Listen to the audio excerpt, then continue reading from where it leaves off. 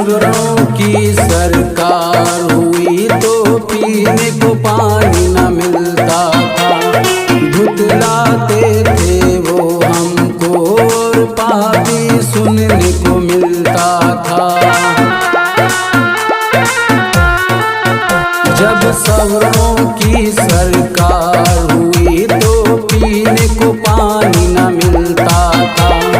भुतलाते थे वो हमको और पापी सुनने को मिलता था।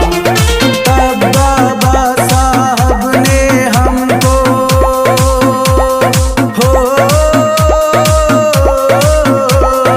तब बाबा साहब ने हमको जीने की राह बताई थी।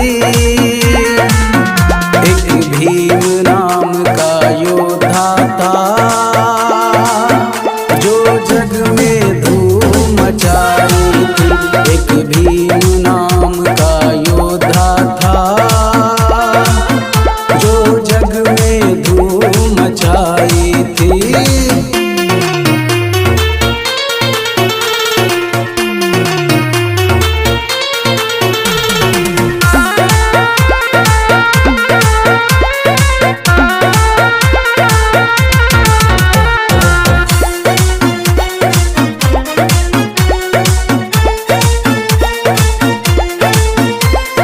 वो थे राजा हम थे भिखारी, हम थे चोर सिपाही।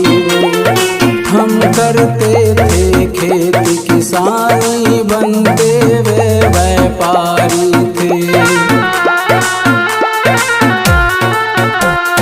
वो थे राजा हम थे भिखारी, हम थे चोर सिपाही। हम करते थे खेती किसानी, बनते वे व्यापारी थे। तब बाबा साहब ने अपने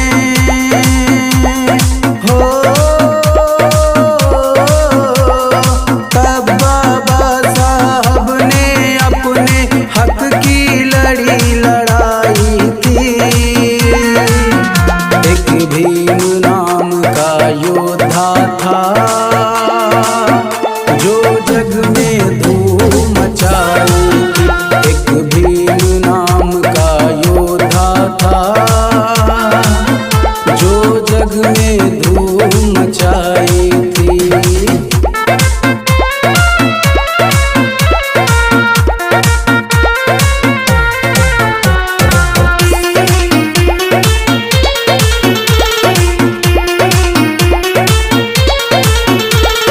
पढ़ने लिखने की आजादी बाबा ने दिलाई थी।